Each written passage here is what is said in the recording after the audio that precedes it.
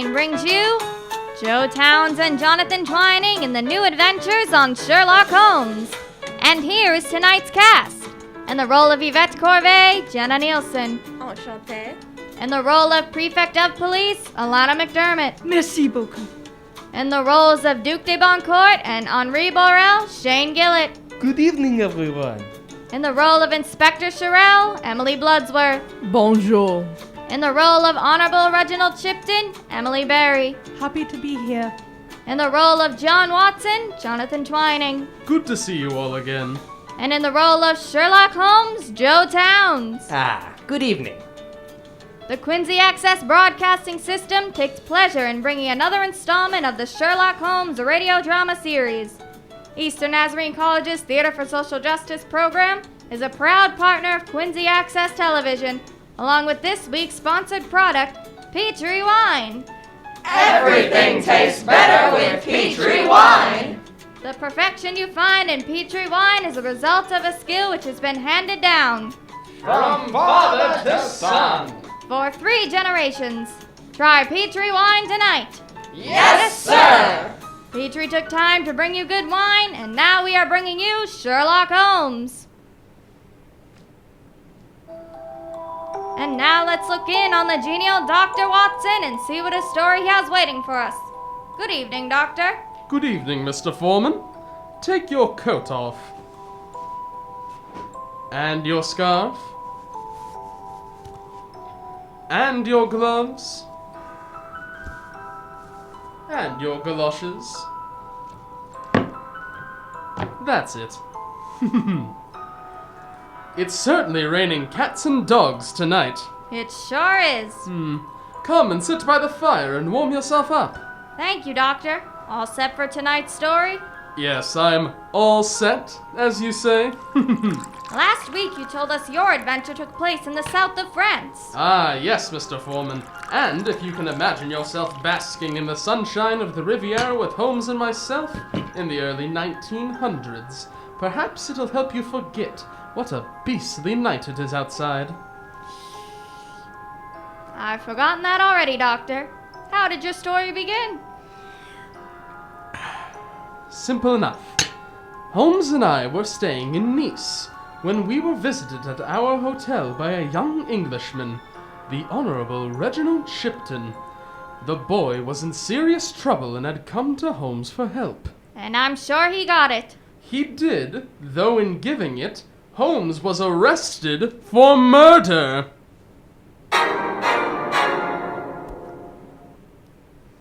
For murder? Say, Doctor, how did a thing like that happen to the great Sherlock Holmes? That's just what I'm going to tell you. The boy had become involved with a rather notorious French lady, Madame Corvée. She was much older than he, though I must admit she was a glamorous creature, and the boy's infatuation was understandable. At least, I found it so. Unfortunately, he had given the lady an exquisite diamond and sapphire necklace that was a family heirloom, although he overlooked the fact that he had not inherited it yet.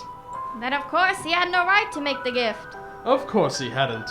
And when his father, Lord Shipton, learned what had happened, he had threatened to disinherit him unless he got the necklace back. And so, the boy came to Holmes with his problem. At first, the great man tried the ordinary methods of handling the case. He approached Madame Corvée directly and was told to mind his own business. He tried persuasion, deception. He even went to the police, but all to no avail. Finally, one night, he disappeared. I was frantic because I knew he was in danger, and so I got in touch with the police. Within half an hour, Inspector Sherrill telephoned me to come over to Madame Corvée's villa at once. That Holmes was in serious trouble. And of course he rushed over there. As fast as a carriage would carry me. My fears increased as I drew up at the villa and saw a cordon of police guarding the building. But as soon as I got inside and saw my old friend, a cold terror struck at my heart. There he was in the library, Madame Corvée lying at his feet, with her throat slashed, and in Holmes's hand was a blood-stained dagger. You can imagine what Monsieur Charel, the chief of police, said as I came in. Dr. Watson, your famous friend has made his last mistake. Oh, great heavens! What's going on? Holmes, can you tell me? Madame Corvée has been murdered, Watson. Oh, And unfortunately, our friend Monsieur Charel seems to be under the impression that I killed her. but that's utterly ridiculous. Is it? So now do you account for the fact when we came here just now, Mr. Holmes was standing here alone with a corpse? Well, Holmes, why don't you explain what happened? I've already done so, but Monsieur Charel doesn't seem to believe me. I wonder why. However, for your benefit, I came back here to try and have another talk with Madame Corvée. I found the front door open and walked in, to discover the safe looted and its owner stabbed to death. Oh dear. I picked up the dagger from the floor to examine it, and as I did so, Monsieur Charel and police came in. I should have thought a great detective like you, Mr. Holmes, could have thought of a more ingenious lies than that. Take him away to the shorty. Come along, monsieur. Tell that policeman to take his hands off of you, Holmes. Ha! But I haven't a right to, my dear chap. You see, just before you arrived, Monsieur Charel had arrested me for murder.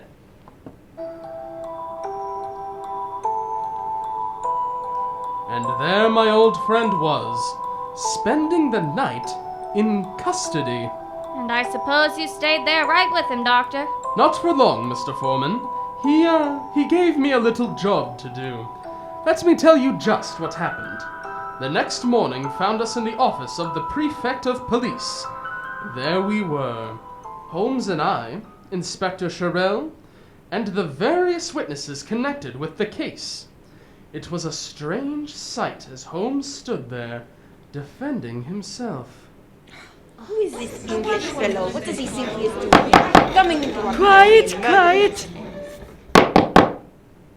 Monsieur Sherlock Holmes is an eminent visitor to our country. That is why this preliminary investigation is being held in private. Though he has been caught under extremely incriminating circumstances, let us at least extend him the courtesy of a fair hearing. Proceed, Mr. Holmes. You have told us that you were brought into the case in the first place at the request of the Honorable Reginald Shipton. Am I right? Yes, Monsieur le Prefect. Is the Honorable Reginald Shipton present? Here, Monsieur le Prefect. Do you corroborate the evidence so far given by Monsieur Holmes? Yes. He's told the truth so far. But if I'd known then that he was going to murder Madame Corvée, I'd have strangled him myself! Goodness, what is this man doing? Quiet! Please confine yourself to answering questions. Proceed, Mr. Holmes. What was your next move? To meet Madame Corvée and try and reason with her. And how did you accomplish the same? My client informed me that Madame Corvée was giving a large ball at her villa that night. I suggested that he take my old friend Dr. Watson and myself along with him to meet the lady. And did you meet her? Oh yes, Monsieur le Prefect. We arrived about 8 o'clock to find a crowd of 150 people or more dancing to the music of a string orchestra. Thank you so much for coming. It's lovely to see you. A very distinguished gathering, Mr. I do my Shipton. best. Madame Corvée must be extremely popular. Too confoundedly popular for my liking, Dr. As soon Watson. as the party is over, I sent it right away. It is a lovely house. But since they are simply Bravo. Where is Madame Corvée? I should like to meet her as soon as possible. These affairs are not much in my line. I think it's rather gay if you ask me. Hello, Reginald! I was not expecting to see you here. I'm sorry to surprise you. Won't you introduce me to your friends? Monsieur le Duc de Boncourt, Bonjour. Mr. Holmes, Good evening. and Dr. Watson. How do you do? All here to worship at the shrine of Venus, I suppose. By the way, Reginald, I thought you had received your conge. From what Yvette told me today, it seems that... I'm afraid we're in a bit of a hurry. Good evening, Monsieur le Duc. Not jealous of me, are you, Reginald? Upon my soul, my boy, you were extraordinarily rude to him, if you don't mind my saying so. He's an insufferable old ass and I can't stand him. He thinks that because Yvette smiles at him for the moment, that he's going to marry her. The Duke is the current favorite, I take it? Ah, Monsieur Sherlock Holmes, how are you? I'm afraid I don't know you, monsieur. No, but I know you. And your friend, Dr. Watson. Oh, really? I don't ever remember meeting you, sir. This is Monsieur Cherel, Inspector of the Charité. Bonjour. How do you do? Good evening. When distinguished rivals honor my town with their presence, Monsieur Holmes, I make it my business to recognize them. Oh, that's very flattering of you. Not at all. You're not your own business, I suppose. Oh, dear me, no. On pleasure, monsieur. Purely on pleasure. Splendid. You will find Madame Corvey's parties enchanting, I'm sure. Au revoir, messieurs. Charming fellow. Do you think so? He's just another old fool who thinks Yvette's in love with him. There's Yvette now. Ah, Come on, I'll introduce you. And then I'll get out of the way. I don't want to talk to her more than I have to. Yvette! Reginald, how nice to see you. I did not know you were coming. I changed my mind. Yvette, I want you to meet two friends of mine, Mr. Holmes and Dr. Watson. Enchanté, messieurs. how'd you do, Madame Corvey? I am extremely glad to meet you, madame. They want to talk to you privately. So I'll leave you.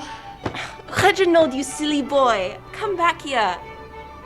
He is so young, isn't he? Youth has a charm all its own, messieurs. But for a woman like myself, I find it rather trying for too long at one time. It is more soothing to be with people my own age, like yourselves. Awfully nice of you to say so, madame. But I know we're both a great deal older than you are. Oh, dear. Nonsense. But your friend, he has, how you say, the long face. What is the matter, Mr. Holmes? Oh, nothing, madame. Except that I'd like to have a little business talk with you. Business? Was this music playing? No, no, no. Your friend will dance with me. Oh, I shall be very proud to take you for a twirl. Forgive me, madame, and Watson, old chap, but I must insist on this business talk first. Business? You are very tiresome. But, because I like your friend, I will talk business with you. Come and sit over here. The diamond and sapphire necklace you are wearing, madame? I presume it's the one Lord Shipton's son gave you? Yes? What of it? Do you mind if I examine it?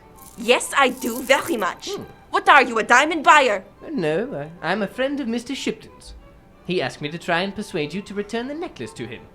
The insolent puppy. It is mine. He gave it to me, in front of witnesses. And he had no right to, madame. It did not belong to him. Then he is a thief, and that is no concern of mine. He made a gift, and I accepted it. Would you consider selling back your gift? No, I would not. Are you sure? Reginald would pay a fair price for it. And it may have depreciated in value since you received it, you know. Go away! Go away before I have you thrown out! No, madame, no, I'm awfully sorry, madame. Go Please away, come back. both of you! You bore me! Upon my soul, I've never seen a woman change her tune so quickly. Fascinating creature, though. If there's one thing I like in a woman, Holmes, it's spirit. Rubbish. Madame Corvey is an adventuress. And why do you say that, Holmes? Because, although she wouldn't let me examine the necklace, I was able to detect that the diamonds had been replaced by imitations. Good land. You mean that she sold the originals? Undoubtedly. Sold them, or kept them. Mr. Holmes! Oh, yes, my boy? I was just looking for you. What's wrong? I want to leave here at once. I've just heard that Yvette's going to announce her engagement to the Duc de Boncourt tonight. I don't want to stay to hear it. No, I quite understand. Though, if I were you, I would be relieved rather than upset by the announcement. What did she say to you when you asked her about the necklace, Mr. Holmes? Very little. But I have a feeling that you might be able to buy it back for a reasonable sum. But I've tried that, and she wouldn't part with it. Now try again, my dear boy.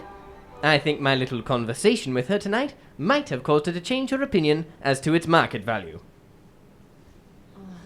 I don't know how I feel about this case. It's a strange English language. Quiet! Quiet! Pray, continue, Mr. Holmes. What happened next? Well, early the next morning, Shipton came round to see me with the information that he had recovered the necklace for a very reasonable sum. Did you tell him that the diamonds had been replaced? No, monsieur, I didn't. Why not? I felt that before I told him anything about Madame Corvée, with any degree of authority, it was only fair to reinforce my beliefs with facts. So, what did you do? Now, the obvious thing. After all, I have no official standing in your country, and yet I knew Madame Corvée was a criminal.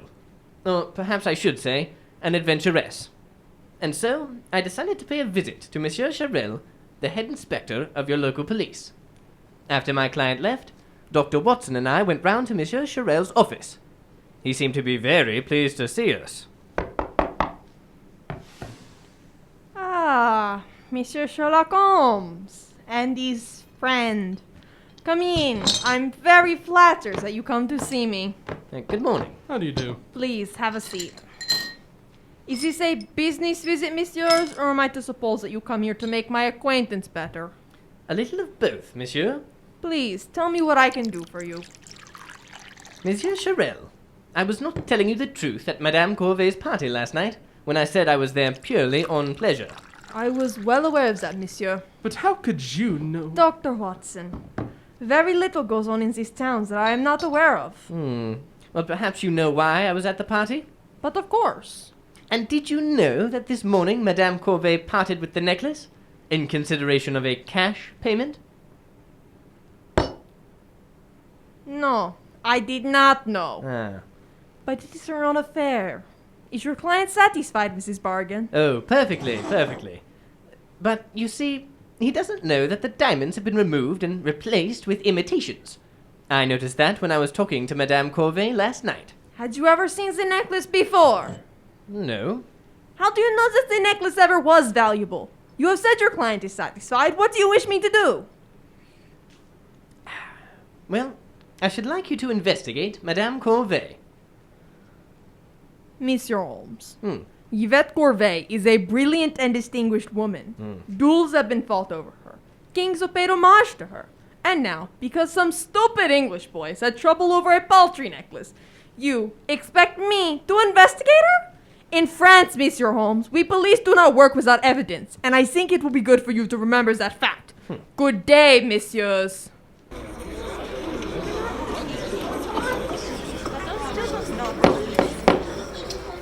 And then what happened, Monsieur Holmes? After you had left Inspector Charel's office? Monsieur le Prefect, I was deeply dissatisfied. I knew in my own mind that Madame Corvée was guilty, and so I decided to pay her another visit. Why did you go alone? Your friend Dr. Watson had been with you during your previous expeditions. I intended to burgle the safe. Impudence. And I didn't want to incriminate my old friend in such a risky proceeding. You admit you went there to burgle the safe? Yes, Monsieur le Prefect. But, of course, when I got there, someone had rifled the safe before me and murdered Madame Corvée. How convenient. Please tell me exactly what happened. I arrived at the villa just after midnight. Perhaps I should explain. The villa is built around a courtyard in such a way that, short of smashing one of the ground floor windows, there are only two ways in. A door on the street, and a door at the back, which opens onto the beach. And which way had you proposed to try and enter? From the beach. But, as I approached from that direction, I noticed a light still burning in the library. And so I circled the house to investigate the chances of entering through the front door. with the aid of a skeleton key. As I did so, I noticed to my surprise that the door was open a fraction. Of course, I went in. I tiptoed along the hallway. Everything was quiet. Suddenly, I stumbled over something. It was a body! I struck a match. It was the Duc de Boncourt. At first, I thought he was dead. But when I turned him over, I realized he was unconscious. I decided to investigate a little further, and so walked towards the library. I opened the door and went in. The lights were on, and I saw Madame Corvée lying on the rug in front of the fire with her throat slashed and a dagger lying beside her. The wall safe near the bookcase was open and empty. I stooped down and touched Madame Corvée. Her body was still warm. Then I picked up the dagger by its blade and started to examine it. As I did so, I heard a rattling at the French windows leading into the courtyard. Of course, it was Inspector Charel. Sherlock Holmes! I've got you red-handed! Please don't wave that revolver at me, Monsieur Charel. Madame Corvée, is she? Yes, she's dead. Murdered. You did it! Oh, don't be ridiculous. So now is it that I find you along with the murdered woman and with the weapon in your hand? It's very easily explained. I came here to... Who's that? The Honorable Reginald Shipton. How did you get in here? The door was open. No. Yvette! Yvette! I'm afraid she's been murdered, my boy. Murdered? But who? Judge for yourself, monsieur. Holmes? Holmes, you filthy! This should be you. Don't be a fool. I should have never trusted you. Yvette's dead. You killed her. Take him outside. Oui, monsieur. Go. Get your... Monsieur Holmes, before I telephone for your friend, Dr. Watson, I must indulge in a slight formality. And what's that, Inspector? I arrest you for the murder of Madame Yvette Corvée. You are listening to Eastern Nazarene College's Theater for Social Justice program's production of Sherlock Holmes in collaboration with QATV on the air, with Joe Towns in the title role and Jonathan Twining as Dr. Watson.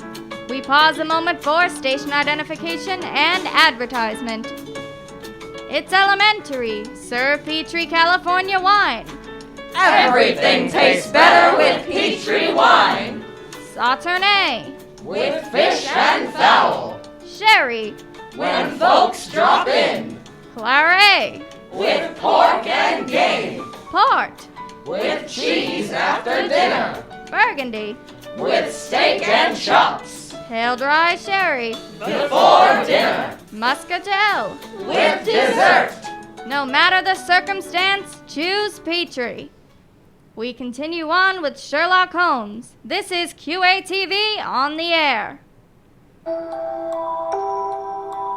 And now, back to tonight's new Sherlock Holmes adventure. The great detective and his old friend Dr. Watson are in the south of France, where they have become involved in a strange case connected with the famous adventuress Yvette Corvée. Holmes, having failed in his preliminary investigations, has decided to pay a call on the lady, alone and after midnight, but in doing so has landed himself in serious trouble, for he has found Madame Corvée murdered and himself arrested for the crime. As we rejoin our story, the prefect of police is conducting an official trial.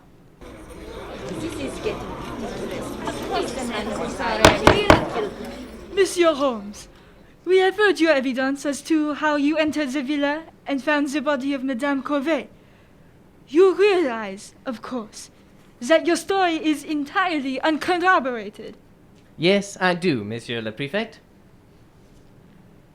You stated that you found Monsieur le Duc de Boncourt lying in the hallway, unconscious, as you entered the house. Yes, Monsieur le Prefect. Is the Duc de Boncourt present? Oui, Monsieur le Préfet. What is your own story regarding last night's tragedy? I had taken Yvette to the ballet. We came back about 11:30. The servants were in bed, but they had left out a snack for us. Some cold fowl and a bottle of champagne. Just before midnight, we decided to have a little more champagne, and I started off for the cellar. As I came into the hallway, I suddenly received a violent blow on the head, and I don't remember any more until the police revived me. I see. Thank you, monsieur. Is the Honorable Reginald Shipton here? Yes, Monsieur le Prefect. What were you doing at Madame Corvey's villa last night, monsieur? It has already been testified that you had received your necklace back. I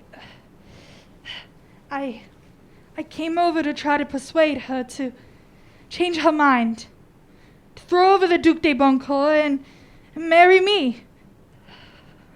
When I came into the house, the door was open. I walked in and found poor Yvette murdered. I see. Thank you, monsieur. Inspector Charel, I cannot help but feel that you have produced a very inconclusive case against Monsieur Sherlock Holmes. Monsieur. It seems to me that both the Duc de Boncourt and the Honorable Reginald Shipton had equal opportunities and greater motives to murder Madame Corvey than he did. Quiet! I did not say that you gentlemen did it. I am saying that you both had the opportunity. Monsieur le Prefect, as I am under arrest, may I have the privilege of proving myself innocent? Mais certainement, monsieur. If you can. I think the identity of the murderer will be obvious when we find the jewels stolen from Madame Corvey's safe. Now, the 3 people present at, or about, the time of the lady's murder were searched. Myself, the Duke, and Mr. Shipton here. Am I right, Inspector Charel? Yes, monsieur, and the jewels were not found. So what does that prove? One other person that had a motive for killing Madame Corvey was not searched. Yourself, Inspector! But this is outrageous! Are you accusing me? Monsieur Holmes, do you realize the significance of what you are implying? I do, Monsieur le Prefect. Very well, then. Proceed. Monsieur Charel, you stated that the beach gate was bolted. How did you find that out? By trying it. From inside or outside? From outside, of course. I don't believe you. Then why did you ask? I think that when Dr. Watson telephoned your office, you suspected where I might be going. You hurried ahead of the gendarmes and reached the villa several minutes before I did. You found the beach gate was open. You saw Madame Corvey putting her jewels away, as Monsieur le Duc de Boncourt started to leave the room to go to the cellar. You slipped through the windows, signaled to Madame Corvey, who is your confederate, to be silent, followed the Duke into the hall, and struck him from behind. Then, you went back into the library, killed Madame Corvey, and pocketed the jewels. You started to leave the front way, and saw me approaching. Seeing a chance to implicate me, you left the door ajar, and ran out the beachway, bolting the door behind you, and waited for your reinforcements. You were convicted yourself! If you came to the villa after I was there, how could you have known what my movements were? I admit that this part of my case is only supposition. But Monsieur Holmes, that is no evidence. Of course it is not. Now, I'll come to my facts. Dr. Watson, I wonder if you'd mind stepping forward. I'm very glad to.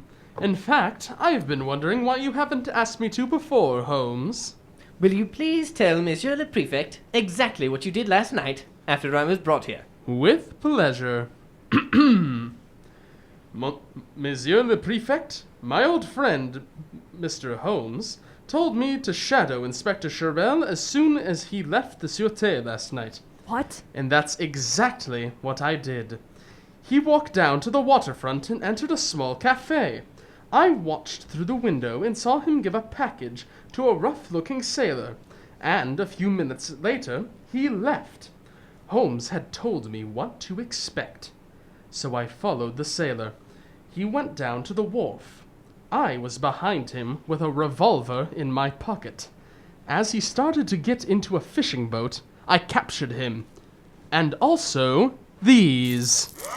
The Oh my goodness. You'll find, Monsieur le Prefect, that those are the missing jewels. That is a lie! He is lying to save his friend! Oh no, I'm not. The fisherman is waiting outside the room now. Have him brought in. Henri Borel has done nothing. Only what Monsieur Sorel pays him to do. And now he is brought into the Sûreté like a criminal. Henri Borel, are those the jewels? The ones that were given to you by Monsieur Sorel last night? Oui, Monsieur le Préfet. But you must no blame me. I only do what I am told to do. To sail with them to Corsica and give them to Monsieur Sorel's brother.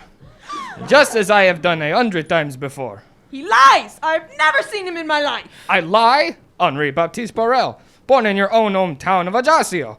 I that have known you since you were a boy? Sacré nom du chien, monsieur. What game do you play? Monsieur le Prefect, the dagger on the table in front of you. May I show it to this man? Of course. Henri Borel. Have you ever seen this dagger before? Mais oui. Of course I have seen it. My brother made it. He is the finest sword maker in Ajaccio. He made it for Monsieur Sorel. Aha! Look out! Sorel! He's drawing his revolver! Somebody stop him!